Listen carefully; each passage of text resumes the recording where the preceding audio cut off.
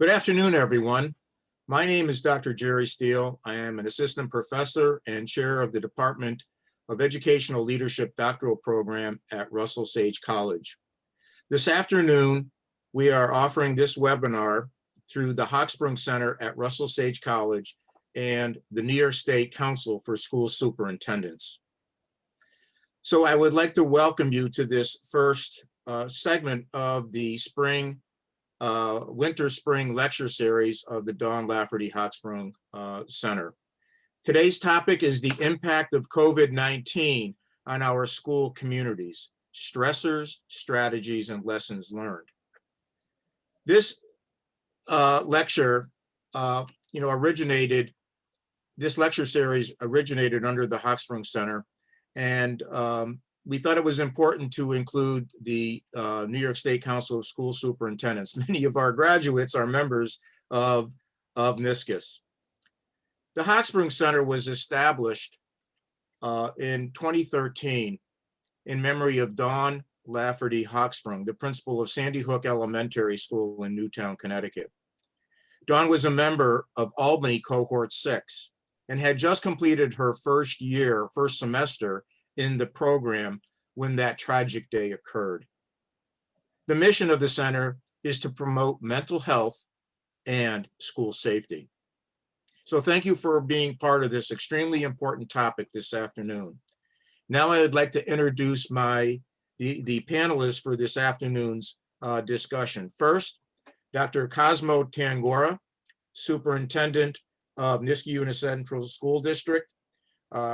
Dr. Tangora, prior to coming to Niska Una, was a deputy commissioner at NYSED, and prior to his time at NYSED, he was superintendent at Central Valley School District in the Mohawk Valley.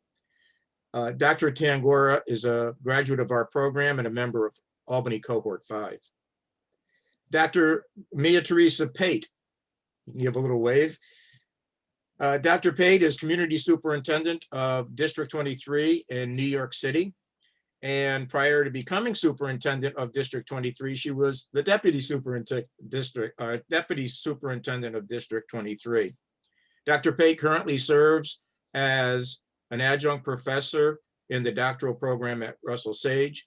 And this past summer, amid the COVID pandemic, Mia published her first book entitled The Code, which focuses on lessons of leadership. Dr. Pate is a member of New York City Cohort 1 and a graduate of our program. Our next panelist is Dr. Alex Marrero. Alex is the interim superintendent of the New Rochelle City School District. He is a former assistant superintendent in East Ramapo School District. And in 2018, he was named Latino Educator of the Year by the Association of Latino Administrators and Superintendents. Dr. Marrero has also served as an adjunct professor in our program at Russell Sage, and he is also a graduate of our program and a member of Cohort 1. Dr. Patricia Kilburn is our next panelist. Dr. Kilburn is District Superintendent of the Oneida Herkimer Madison BOCES. Dr. Kilburn, prior to becoming District Superintendent, was Assistant Superintendent and then Superintendent of the Johnstown City School District. She is a graduate of our program and a member of Albany Cohort 6. Our next and final panelist is Dr. Jason Andrews. Jason is the superintendent of the Windsor Central School District. When he was named superintendent of Windsor, he was actually the youngest superintendent in New York State at the time, at the ripe age of 30. In 2019, Jason was named New York State Superintendent of the Year. Jason is a graduate of our program and a member of Cohort 6. I welcome both Dr. Kilburn and Dr. Andrews because they were both members of Cohort 6 with Dawn Lafferty Hochsprung, who I'm sure they miss dearly. So it's special to have both of you with us this afternoon. At this point in time, I would like to introduce a man who needs probably no introduction, but I will do that anyway as he's looking around. Dr. Charles Diedrich, Executive Director for Niska. Chuck has a long history as an educator in the Capital Region, both as a superintendent and a district superintendent. And at this point, without any further ado, I'm going to turn the program over to Chuck. And I know he wants to introduce our sponsor for today's program. Chuck? Thank you, Jerry, for that awesome introduction. I appreciate it. One of the things that the New York State Council of School Superintendents does on a regular basis is we provide professional development for superintendents all around the state. During the pandemic, obviously, most of this has been through means like this, Zooms and webinars. But one of the things that we have to have are partners involved, because the cost of running programs like this around the state are just impossible to do without terrific partners. One of our long-standing partners is NYSER, the New York Schools Insurance Reciprocal. They probably insure your school district.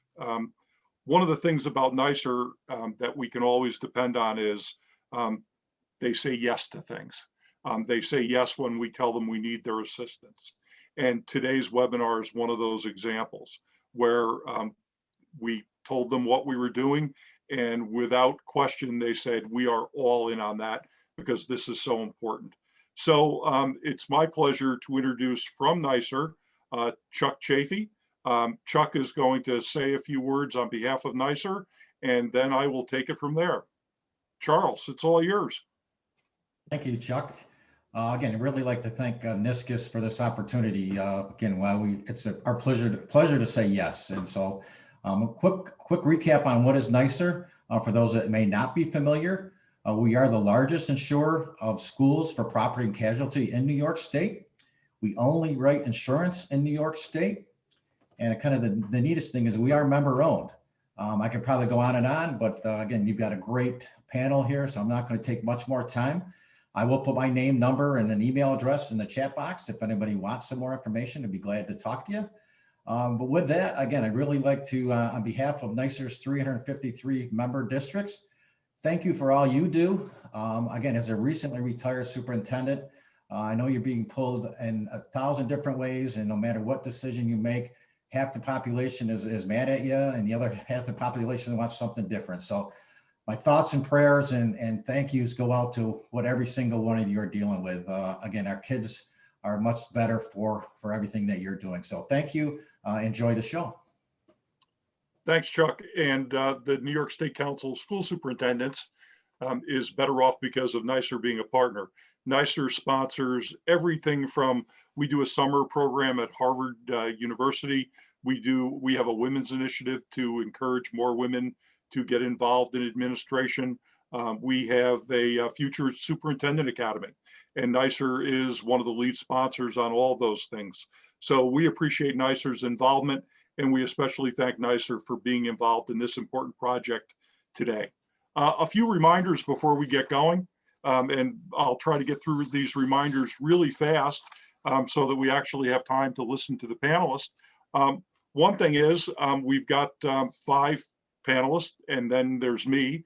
And of course, there's nothing that an administrator enjoys more than the sound of their own voice, but we must remember that we have a certain time limit here, and we're going to be done by a certain time in order to make sure that everybody can stick to their schedule. Another reminder is we are recording this. So it is going to be distributed afterwards to Russell Sage and to members of Niska. So I just want to remind people that it is being recorded. So if you'd rather not be on a recording, then you know not to put any questions in the Q&A or any comments in the chat. Q&A, that's where if you do have questions for the panelists, please use the Q&A. If you'd like to say hi to somebody, like has already been done, feel free to drop that into the chat, and we will make sure to say hello back. But through the Q&A, people will be able to answer sometimes off air, and that way get you the answer that you're looking for, even if we run out of time. And finally, the last reminder for everybody is this is not a closed group that we are part of today. Very often when Niska does things, it is for superintendents only or for aspiring superintendents. This group is open to anyone that wanted to sign up through either Russell Sage or Niska. I say this to you because you've got to remember who the audience is.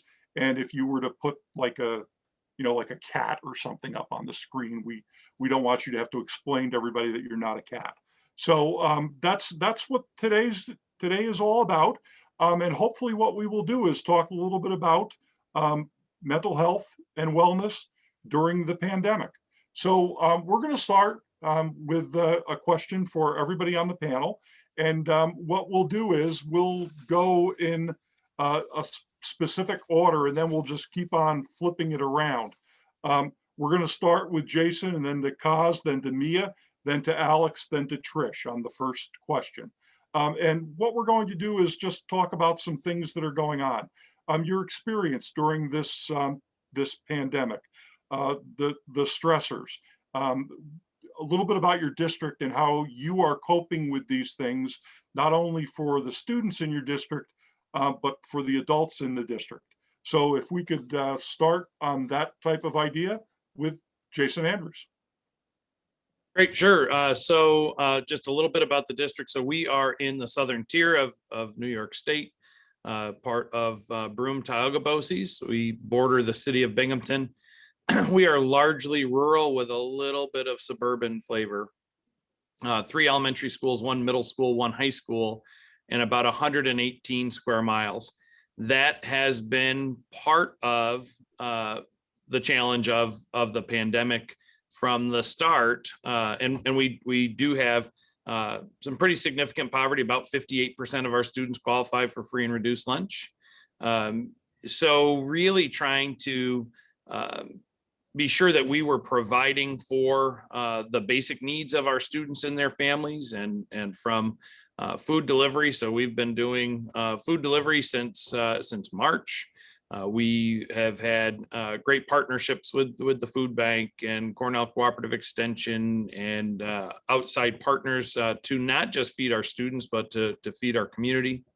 We also, some of the stressors and challenges that we have faced, although we do border a small city, and even places that are pretty close to the city limits there, we have a significant digital divide, and trying to provide remote education when we are have a significant portion of our students that don't have certainly not broadband, but even the hotspots that we purchased and so on would not work for them.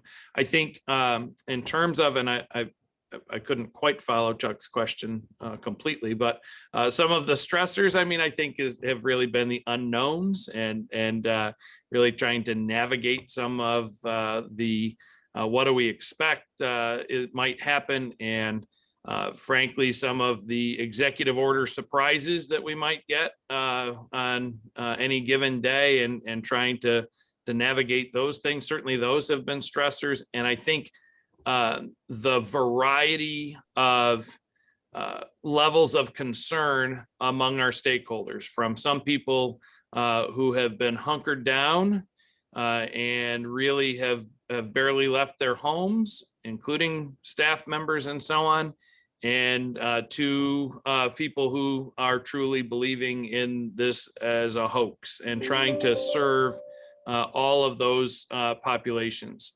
I think for us, both from the challenge side and what I would say has been a big success for us is really our focus has been on keeping the main thing, that we have made our decisions through the lens of learning. How do we really maximize student learning? How do we ensure that even when we're doing things like providing basic needs, that our mission didn't change, that we're here to ensure that each of our learners is future ready, and that we hopefully have had some success in doing that. And for us, and I know you'll get into some of this as we go, a priority has been in-person learning. And so we have been having in-person learning 5 days a week since September. And that is something that that we've tried to navigate, and certainly has also added to some of the stressors. So hopefully that answered the question, Chuck. It did, Jason, and thank you. For those listening, I was Jason's doctoral coach, and that is not the first time that he's told me that he couldn't follow me. So I'm used to that. So thank you. Cos, address the same thing, a little bit about your district and some of the things that are happening. Yeah, so Niska is a average wealth district in the Capital District, around 4,300 kids. Relatively high performing school district, but we are in, like most school districts across the nation, in the middle of a shift in demographics in our district. We also have been focused on in-person learning since the first day of school, 5 days a week in-person learning. Around 85% of our students are attending in person. We do have a virtual academy for students in grades K through 6. Our students in grades 7 through 12 who have decided to learn remotely, Google into the classroom, which is a cause of some stress, right? So the instructional delivery model has been a cause of stress for all the faculty and staff, and getting them used to. We've been fortunate enough not to have to really struggle with a digital divide. Within 2 weeks of school, we made sure that everyone had access and had a device.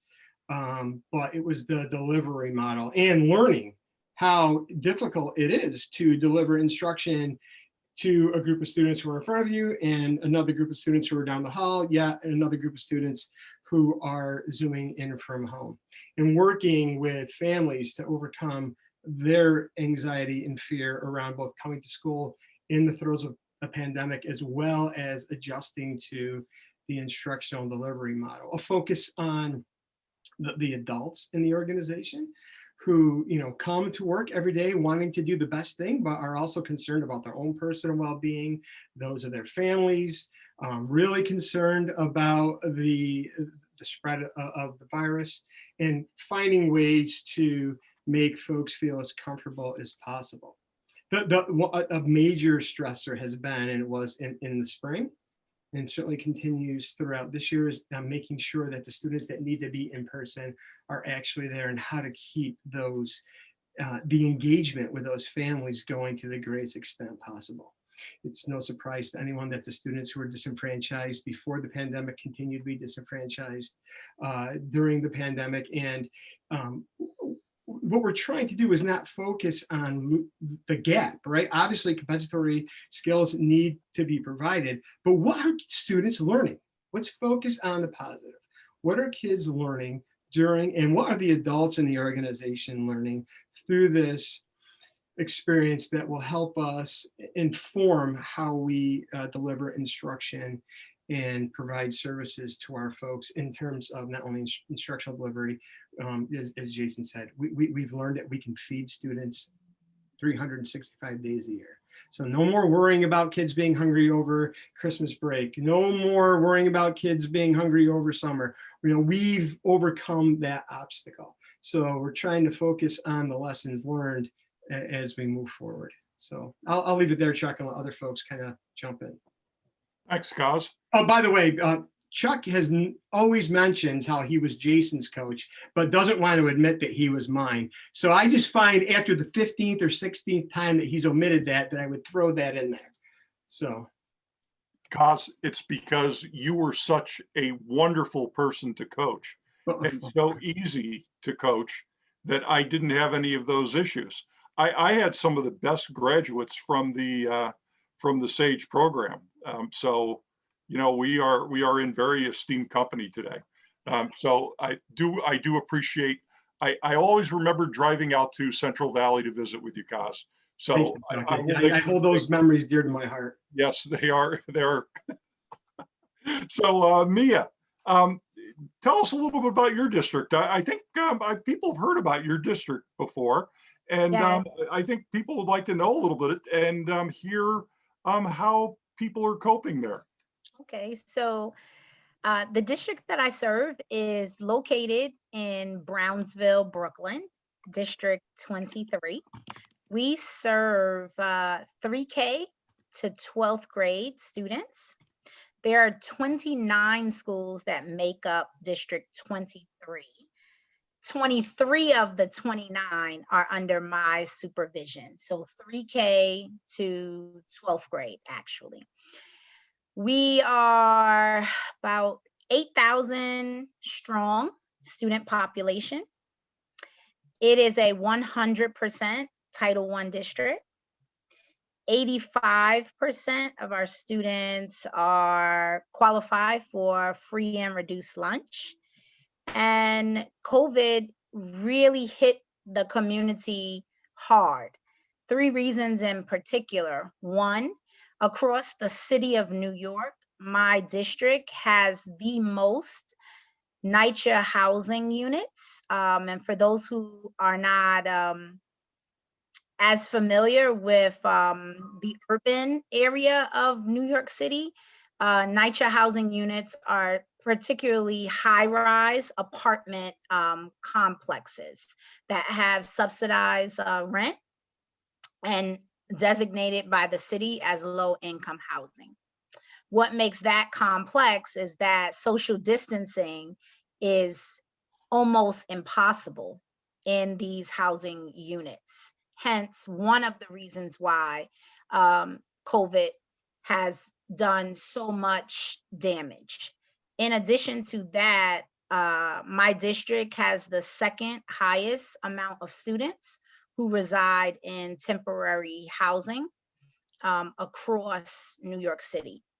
That in itself, by nature, has a variable that is, I would say, a special dinner delight for a pandemic such as COVID, because many of the children are doubled up or in housing situations that don't lend itself to the CDC regulatory rules for social distancing and even cleanliness in some cases. So needless to say, that is a few of the variables that have created a dilemma. What else is important to know about the district?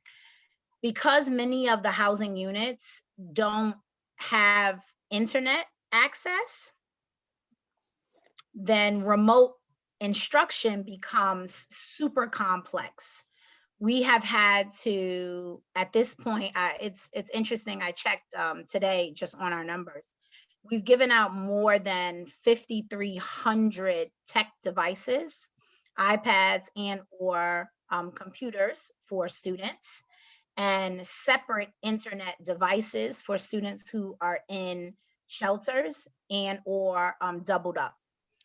And this has been one of our greatest challenges, figuring out how we bridge the technological divide that exists within Brownsville, and how that differs from other districts within New York City. So that has been a lift, and it's been primarily a lot of the work. Second, the challenge has been ensuring that all of our schools have digital curriculums, which we went in all having curriculums, but very few having digital curriculums because of the technology challenges. I mean, we were faced with having to ensure that that could be put in place, and also training my 700 teachers in new online teaching approaches that they've never really had to do before. It's never been an ask for. So figuring out how to train them at such a rapid pace at the district level of only 12 people and a BCO of an additional 12. So 24 people lifting the 800 staff, training. That has been extremely difficult. Where does the silver lining for me? It's really been the way in which we've been able to capitalize on human capital, which I always say is the most untapped resource. The knowledge is always in the room. You just have to ask the right questions to elevate that area of expertise and then utilize it to get the job done. So I am really proud that we have been able to give out the tech devices, that we now are functioning on a Google Suite, 100% of our schools, and also that we have been able to successfully train all of our teachers to function and operate with efficiency on the Google Classroom. And that has been a lift, but we've done it. And this is, the start of the middle of the second school year. So that has been very successful. So I'm happy about that. Thank you. Thanks, Mia. And I love the thing about there's always knowledge in the room. Reminds me of the old Bill Nye quote that every person you meet knows something that you don't. And it's a great opportunity to learn from others. And I think it's one of those things that is a testament to leadership when you can do that. So next, I believe we have Alex. So Right. Alex, a little bit about your district and thoughts So on. you have me batting cleanup, Chuck. In this lineup. It's your first name, Alex. Some right. of the best cleanup hitters ever been named that. So we just have to go with that, or at least one. I'll bat after one Jason loss. Gaz and Mia any day. I know I'm going to get a lot of RBIs.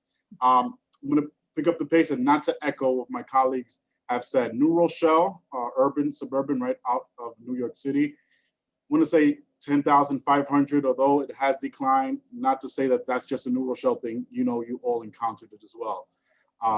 In terms of the breakup, we have 50% Latinx, 20 plus Black, African American, 25% white, and Asian and others, mixed race, are making up the rest of the population. A true diverse community.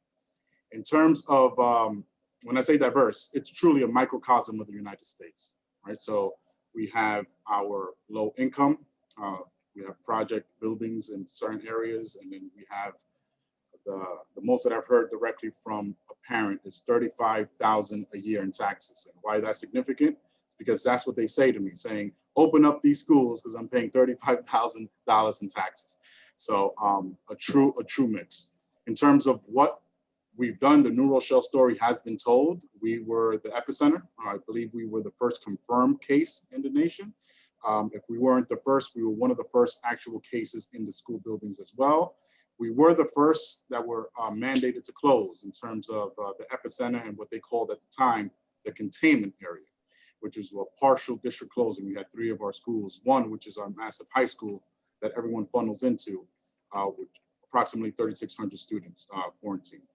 A long way from where we were in March, from an initial prep plan, a distance learning 1.0, followed by 2.0, a new rock and rolling plan. For those of you who know New Rock City and New Rochelle, we've always incorporated every stakeholder, from district cabinet members, principals, all types of leaders, staff members, community members. So we really had the all inclusive.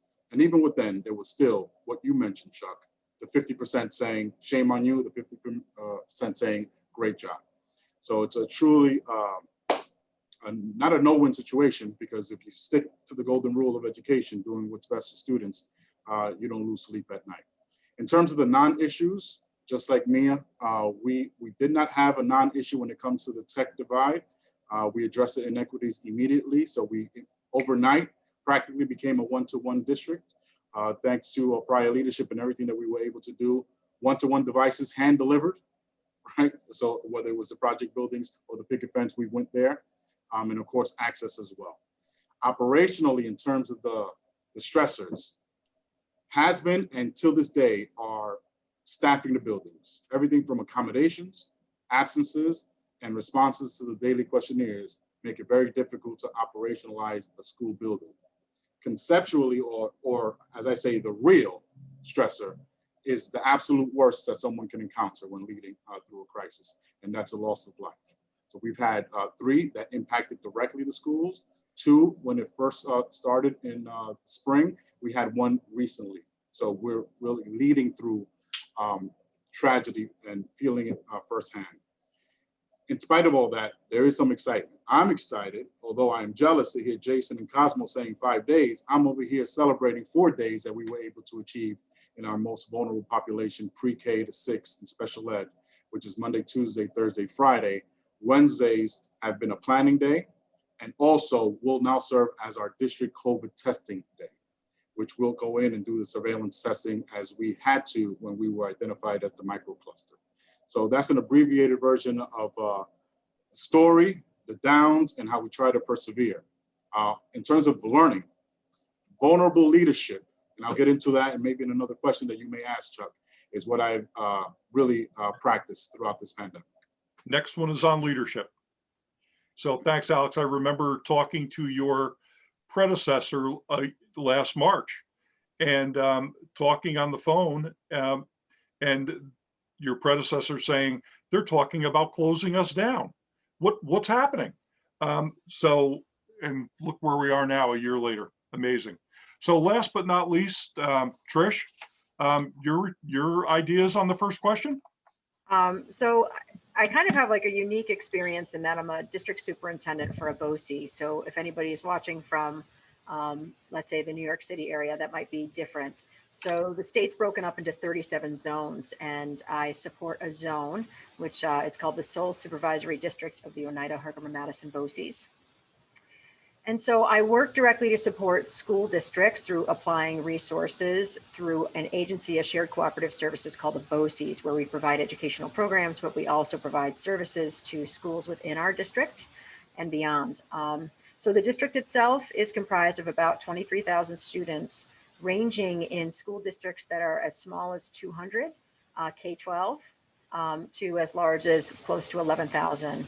We have school districts that are small, suburban, to mid-sized suburban, to very small, rural, mid-sized rural, and large urban. And we're located in the middle of New York State, in the Mohawk Valley, centralized around Utica, New York.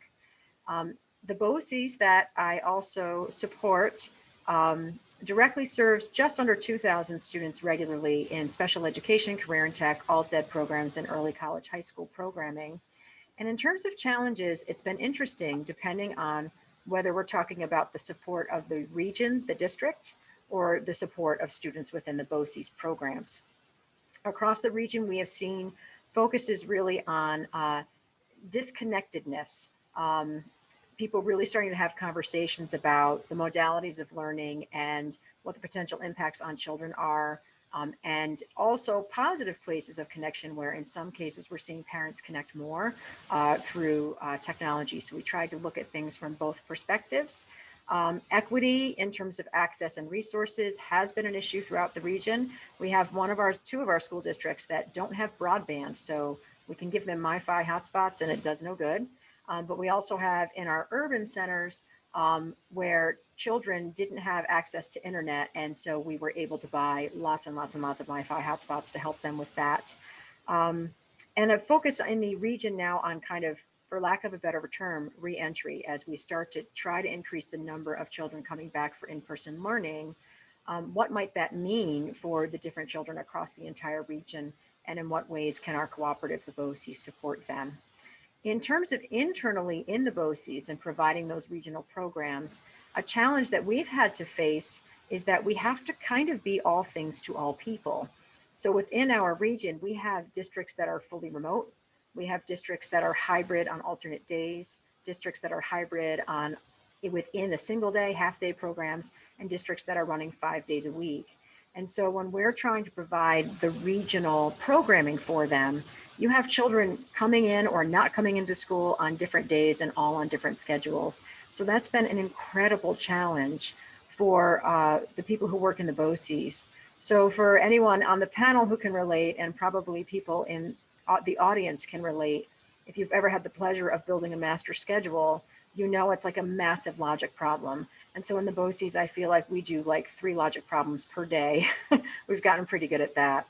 And in general, I think providing programs and services to students who may be more vulnerable medically and also may have disabilities to consider, we have to really be aware of the medical vulnerability and also where there might be some added challenges for social and emotional connections for specific groups of students and how we address that.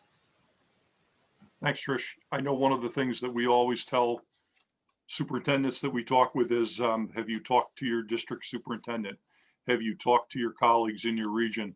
There is strength in numbers, and the more people can stick together like that, the better off they'll be.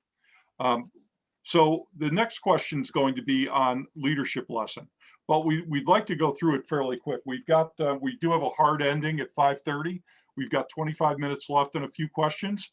So the first question was kind of the more broad question on, tell us about the district and some of the things that you've been doing. These are going to be a couple of quicker questions. So we're going to start with, we're going to go Mia, Alex, Trish, Jason, Kaz on this one. So we're going to start with Mia. Mia, your number one leadership lesson from this pandemic. I think it's important we zero in on leadership because that's what the SAGE doctoral program is all about, and that's what Niska is all about. So your number one leadership lesson during the pandemic. Number one lesson, so many. I would say as a leader in the seat, what has served me well, and it's also a lesson to self, is to be willing to expose my own vulnerability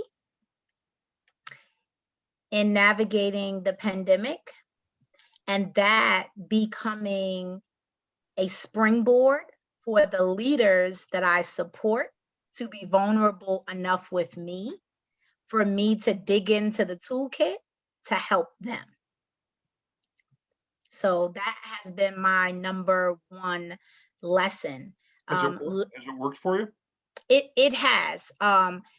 Expressing to them that I'm human and that today was a rough day, or today was an emotional day, or today was a very challenging day, or celebrating why today was a bright day.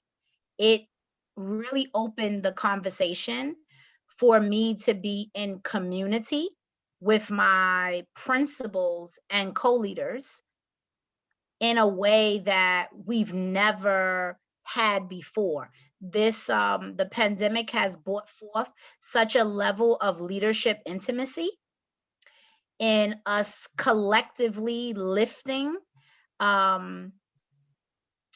resolutions to some systemic problems, and some technical problems, and understanding that no one solution may be enough. It may be layered. So that conversation, those types of discussions with armoring off, as Brene Brown would say, has led to a different type of magic across the district, and them pooling their resources to support one another. Thank you. Our attorney at Niska's, Jazz Conboy, usually drops at least one Brene Brown quote on me a day. So I feel like I'm at home right now. Excellent. Number one leadership lesson. Before I go and answer that question, Professor, there is no leadership academy, perhaps FSA, the future superintendent is going to modify, and no superintendent toolkit that could have prepared you for what we're dealing with. So this is a great book. In college, though? Wasn't that in your college? This is a great book, thank you, but it doesn't apply. This is a book that we can make use of during the pandemic. Right? This is a good one. But the training in all these books down here are great in theory, but vulnerable leadership, just like you mentioned, Mia, and I mentioned when I responded, asking for help, it's not a sign of weakness, and it applies here. It's a sign of great leadership, and I've developed a deep understandings of the capabilities of all around. Locally, we have a great Lower Hudson group, some who are in the audience, thank you, and also nationally, right, through our networks that we built. So showing that vulnerability, that you do not have the answers, blaming certain individuals sometimes when it's needed. You guys can see, right? I go, I don't know, blame him. Showing how vulnerable we are, but also persevering. So it's a twist, right? I've gotten a lot of this, which means a lot to me, saying, wow, I'm beat, but look at him. Clearly he hasn't slept and he's still going. That mixed with the realization that this truly is community leadership, right? Whether it's vaccinations, testing, food and shelter, mental health, working with everybody who's an elected official, true community leadership. In a bow, Chuck. Thank you, Alex. Trish, leadership lesson number 1. Something's gonna give, or something's gotta give. You're just under so much pressure, and you're gonna drop balls, and you might even step on some sacred cows, because you're under immense pressure and things are moving so fast. So, you have to own those moments. You have to learn from those moments, but you gotta move on, because really, you're going to get stuff wrong in the midst of this. It's crazy right now. And to have people perseverate on that too long can be damaging to them and to their mental health, and certainly to progress. And the opposite side of that coin of something has got to give is be strategic about it and leverage your leadership. That, there's so much coming your way. You get really good at figuring out within your organization who can you pick, who can you choose, and what can you pull on to get something done fast and done well. So you have to get good at that. So I would say something's going to give. So navigate that and leverage your leadership. Thank you. Jason. So there's a great Mike Schmoker quote that I use to guide a lot of this, and that is clarity precedes competence. And so, part of this is, are we clear on our purpose? So as I said before, our mission didn't change. Are we clear on our vision? What are we trying to do here? What are we trying to accomplish? Are we clear on the path to get there? So, are our protocols clear? Are, how we do business, are we clear about that? And are we clear in our communication? So I think that because of the newness of so many things, and in some cases, the controversy, being really clear on the why we're doing the things we're doing and communicating that clearly to everyone is, I think, a really important piece of this. Thank you. Cosmo. I would say the biggest lesson was there's strength in numbers. So, and I use 2 examples. We had 23 subcommittees comprised of 285 stakeholders from the Niska unit community to help us with our reopening plan. At the same time, I was in lockstep with my 23 component district colleagues in the Capital Region BOCES. All of us in the Capital Region BOCES have been in school 5 days a week since September. Our reopening plans look very similar from a 30,000 viewpoint standpoint. As we get granular, obviously, as each community is different, that's when those 285 folks that we leveraged in the community came in. You can't do this work alone. This is uncharted territory. It's, you as leaders, we have extreme, massive egos because we believe that we can do this incredibly difficult work. We have to check that at the door and realize that there are many, many people that can help us move forward. And there is strength in numbers, and we certainly learned that through this experience. Thanks, Cos. And the next question is going to allow you to hopefully zero in on one of those groups that are in those numbers. And we're going to start with Trish on this one. And what I'd like to do is let's get specific a little bit. A strategy or something that you or your colleagues have done to specifically respond to the social emotional needs of one of the groups of people that we serve, whether it be students, staff, parents. I'm also going to say ourselves. What's a specific that you've used with one of those groups that people can take away? And then we're going to go Jason, Kaz, Alex, and Mia. Trish. So one of the things that became apparent is that life is already challenging enough. Life in a pandemic is just nuts. And so I personally, along with some colleagues and certainly within the organization, have really come across and have had to have some deep conversations with employees who are struggling significantly with a variety of stressors. A pandemic leads to divorce, leads to substance abuse issues. Obviously, we have people who are worried about loved ones in the hospitals, and we've had some passing away. So I think for me, it's been a conversation with the Senior Council of Administrators to really say, how are we focusing on our employees? Are we asking them how they're doing? Are we making a point to check in with them? When we've been aware of people who are struggling, seeing if there's a network, do they have a peer? Do they have someone else that they can connect with? And working with our union leaders just to constantly check on where are we with morale? Are there people on the radar we need to be concerned with? It's been very concerning that not everyone is physically connected right now. So trying to give people a network when they're not physically able to access one has been important. And also helping employees access mental health services. And I've been speaking directly to that. So when I'm working with employees directly and I'm working with our other administrators, I will point out things like, hey, there comes a time in life where we all need counseling, or do you have a spiritual path, or are you able to take care of your physical health, and how are you maintaining that, and how can we help you access that? And I was surprised to see that we have employees who aren't necessarily aware of how easy it is to access those services through their health insurance and how they might navigate that and employee assistance programs. So that's one thing we've really been trying to focus in on. Thank you. Jason. Yeah, so this is sort of a combination with a leadership lesson for me in that really listening to staff, so thinking about staff. And I will tell you, so we talk a lot, we've done a lot of work, again, related to poverty and so on, and we talk about not imposing middle-class values on people that haven't necessarily, that have been in generational poverty. And I found myself, as I was truly intending to listen to people, I found myself judging their reactions to the pandemic in ways, what I thought were irrational ways.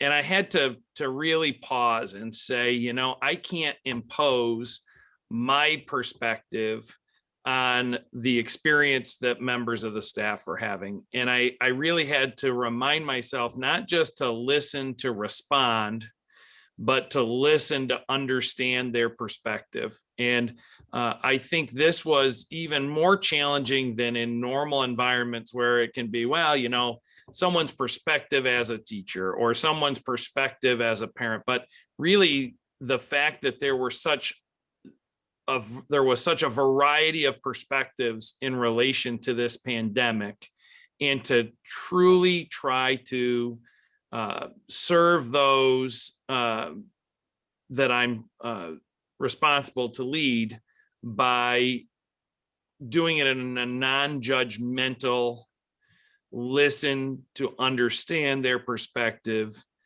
and inform decisions with that. So that to me, that was a harder, a heavier lift than I would have anticipated. And sometimes just to slow down and try to value their perspective.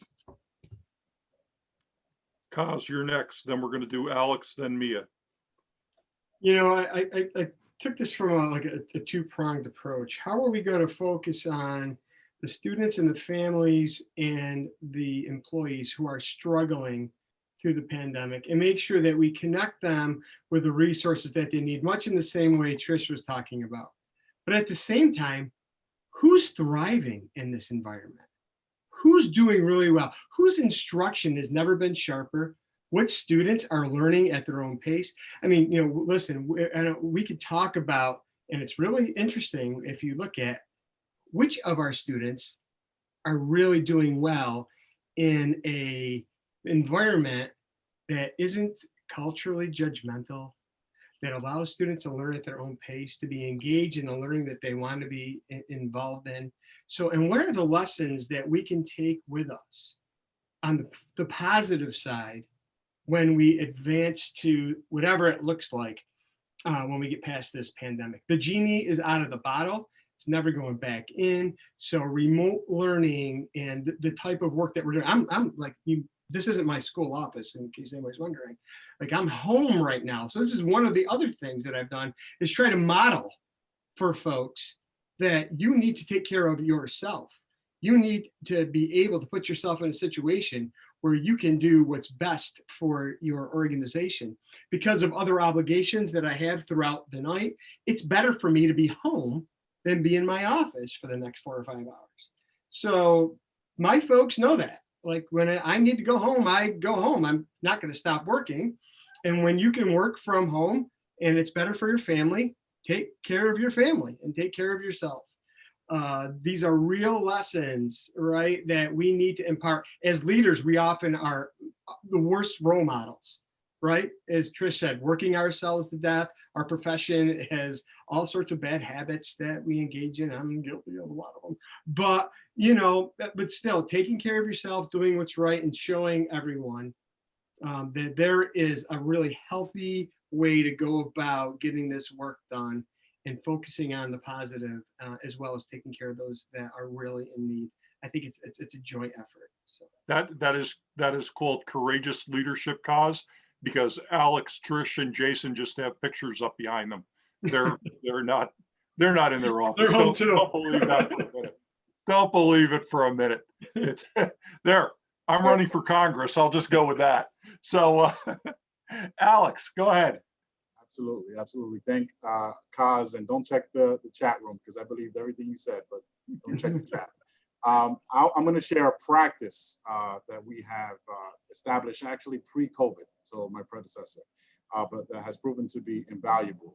We talk about silver. This is a gold practice, gold lining in terms of addressing and responding to the social emotional needs. And it's simple, but it's so impactful. It's community circles of healing. So virtually, we have up 60 plus members of our community, teachers, staff, parents, and it's truly a safe zone. There is one prompt, whether it's a picture or something that's happening in current events, and everybody's asked to reflect, and then it quickly turns into learning about each other as individuals. Why is that important? When I say our staff is a part of it, in particular, we're in impasse at the moment. We're going through negotiations, or we were, right? We're going into mediation. So there were some feelings, to say the lightly.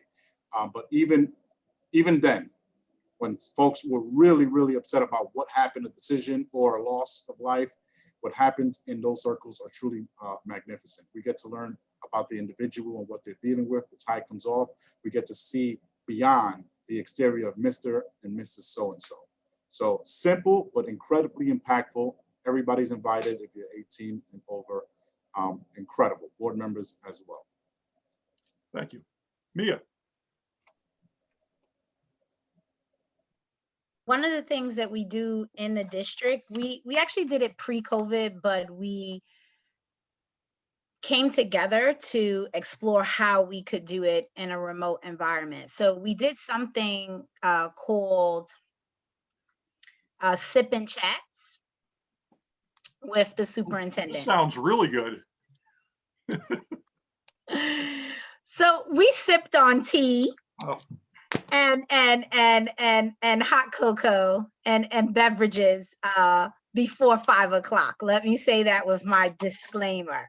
So sip and chat with the superintendent was an opportunity for all community stakeholders to really come together and to have what we call an open agenda, where you enter into the building and you get a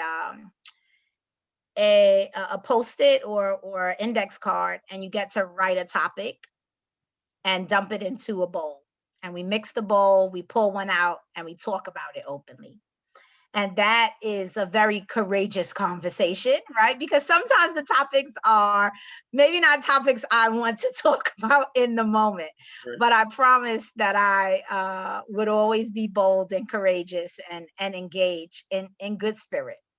And to acknowledge that I may not know the answer or have the answer in the moment, but I would be responsive enough to get the answer and follow up. So with that as my entry point, I felt safer to do that and to have this open agenda. Once we entered into the pandemic, we took a pause for about 1 month to kind of re-strategize. And then we came back up with nothing real special. We just renamed it Zoom and Chat with the superintendent. Now in the Zoom and Chat world, we focus a lot of our topics around parenting during a pandemic. What does it mean to parent and work while home? And what does it mean to recognize the trauma-informed red flags and to think about ways and strategies, like give families in particular strategies that they can use at home in the moment. And one of the examples that I always like to surface, which the in person they loved and even virtually they loved, was something called the 20-second hug. So at the 20-second mark, medically, the touch and hugs release pheromones that become so powerful and energize love. And for those of you who've had children, you know, in the labor and delivery world, it is the power of the release of the pheromone that helps us bring forth our babies. So in that, you can release that same pheromone through touch, and the brain receives that touch in 20 seconds. And initially when we did it in person and then even virtually, it feels very weird to hold someone for 20 seconds because we generally don't. We generally will embrace, right? When we were doing that for maybe a second, hey, how are you? But when you hold for 20 seconds, you release an energy that is so different and so powerful. So we've been challenging families, parents to take a pause, hold your child for 20 seconds and watch the magic unfold. And they put me to the test. I have a 2-year-old and I have a 10-year-old. And the first time I did it, my son was like, what's happening? And what's wrong? And I'm like, nothing. I'm holding you for 20 seconds and we have 15 more seconds. So stand there and love it. But then after a couple weeks of us doing this, he began to, the day that I didn't do it, he called me out and he said, Mom, I really would love that 20-second hug. So I feel like it's going virtually Zoom viral if that's a real thing. I want to virtually hug Jason. And that's something to be proud of. Group hug on Zoom, group hug. So we don't have 20 seconds left, but we could do a group hug on Zoom. Exactly. So I challenge everyone to try it tonight. You know, hug your better half for 20 seconds and hug your children for 20 seconds. And you will find that there's something interesting that is released. It's the pheromones. That's it. But so Mia, should I take down the sign in my office that says "Don't touch me"? Don't come near me. COVID has you leave that sign up. COVID has put a spin on the "Don't touch me," but we're talking the 20 seconds of the people that you live with in your home that you're sheltered in with. And I put that disclaimer as well. I'm not encouraging random hugging in the streets of people you don't reside with. So we are going to end with Mia's hug. There is about 20 seconds left, so that leaves us about enough time to do that. Yes. On behalf of the New York State Council of School Superintendents, a big thank you to our sponsors at NYSER for today's event. A thank you to our partners at Russell Sage College and the doctoral program, Jerry Steele, Lynn Wells, Janice White. Thank you to the people at Niska who helped put this together, Vren Banks and Deidre Hungerford. And of course, a big thank you to our panel, Jason, Kaz, Mia, Alex, and Trish. We could not do things like this without you. And we especially appreciate the support and partnership with Russell Sage. So, Jerry? Thank you, Chuck. It was awesome. I wish we had another 2 hours. We probably could have used it, but Mia, I think the group hug at the end was the best way to end this, because I think that's exactly what we need to do. We need to go out and hug our better halves and our children and pass on that sense of, I'll call it love to each other, because that's how we're going to get through this. Thank you to all of you. Outstanding. I just want to mention very quickly before everybody checks out, we will be having 3 more of these, one in March, one in April, one in May. And we are drawing upon the graduates of our program who have studied social and emotional learning, other kinds of issues related to mental health and how it relates to the pandemic. And I think those issues will be a little bit more in terms of how to work with children in those situations. So thank you so much, Chuck, outstanding job. And Chuck Chafee, thank you for NYSER sponsoring it as well. Thanks, Jerry. Cohort number 1. Cohort number 1, right? Bye, everybody. Thank you. Bye, everyone. Thank you.